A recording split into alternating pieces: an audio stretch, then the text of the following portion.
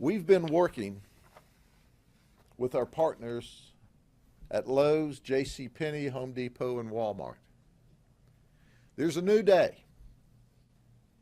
And that new day was established when we created a partnership with our business partners and said, look, there's not going to be any more of this shoplifting where you're charged with a misdemeanor, you're given a notice to appear and allowed to walk out of the store after you steal stuff.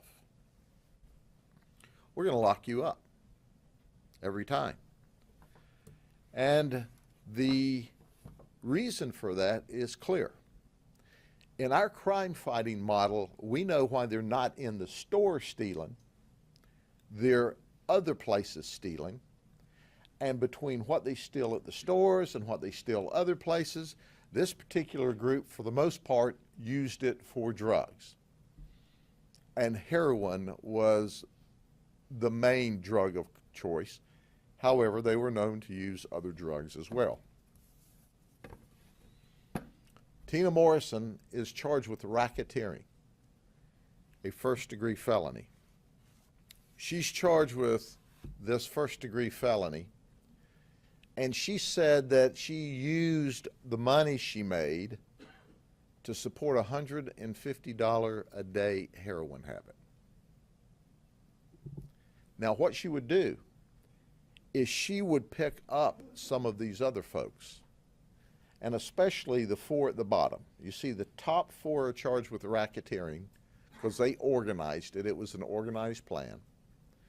The bottom four are charged with a variety of thefts and scheming to defraud.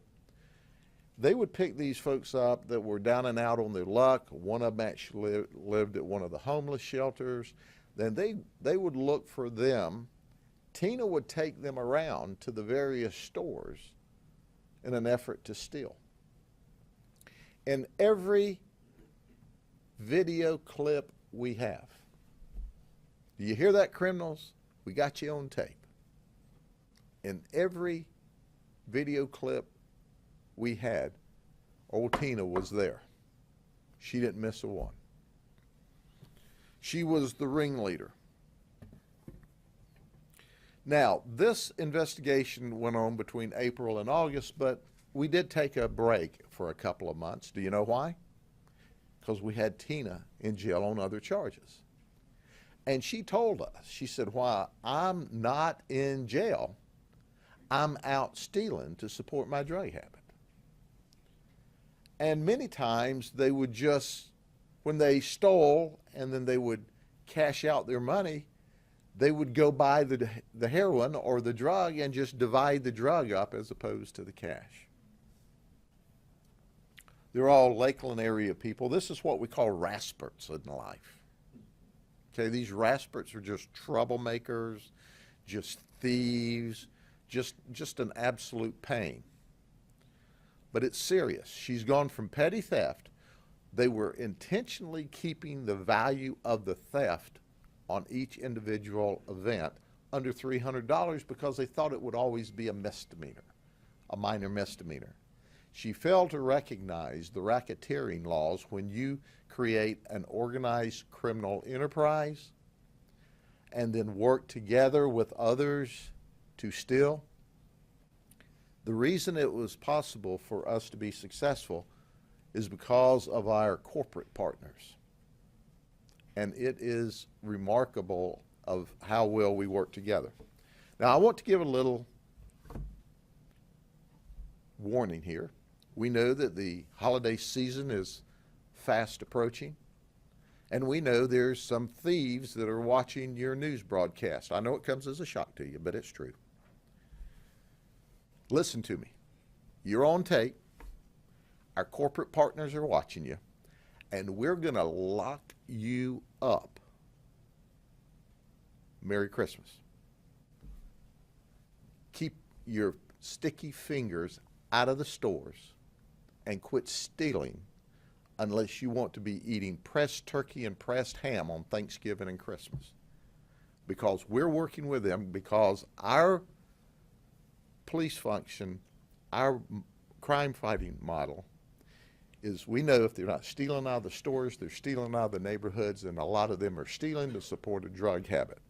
You know that minor nonviolent event that some people want you to think is occurring?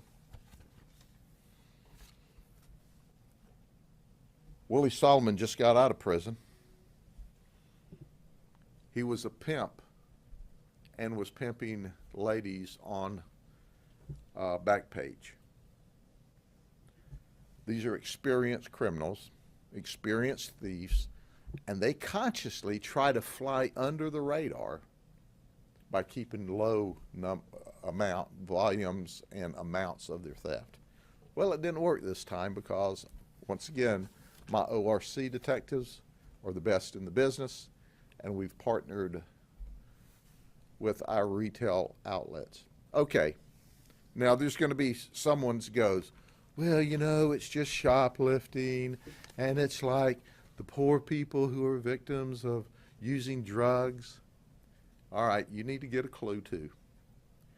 This is a $48 billion a year industry, stealing from our stores. Let me say that again for those of you who didn't catch it. It is a $48 billion a year industry to steal from stores.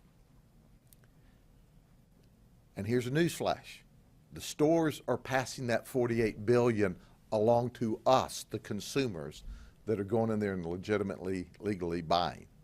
So we're all being ripped off, not just the stores, because the stores can't take that kind of loss and stay in business, so they pass it along.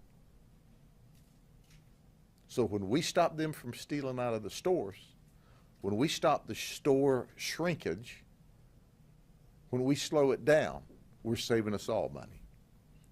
And beside that, do you want to be in a store shopping with a bunch of hooligans in there? I don't want my family in there.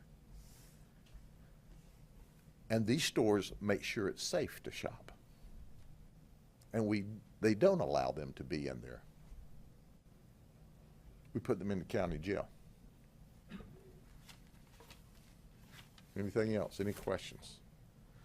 I want to understand the mechanism by which they did this. When I read the release, I thought that they would steal something, bring it up to the desk, and then get a gift card.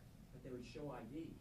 Was that the right ID? Would they show their own ID? And then they would use the gift card to buy something, take it to a pawn place, and then put their fingerprint down. Am I missing something here? No, you're not. You're not missing anything. You know, I didn't tell you these people were Rhodes Scholars. You know, these are Rasperts. There's a difference. I mean, when they'll steal out of a store, take it up to exchange it, give them the right ID, take their gift card,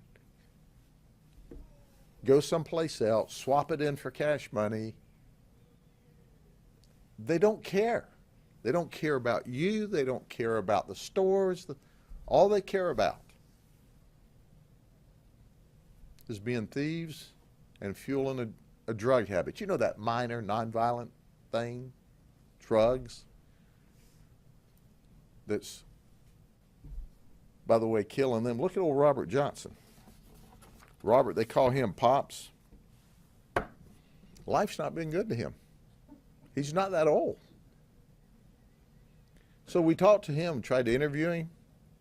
He looked us in the eye and he said, you know, I had a head injury 2 years ago and I don't remember nothing. Pops is not all that old. How old? I think he's 46, 48, something like that. I mean, he's not very old. I mean, he looks like he's 112. You know, so. And from Polk County. And yeah.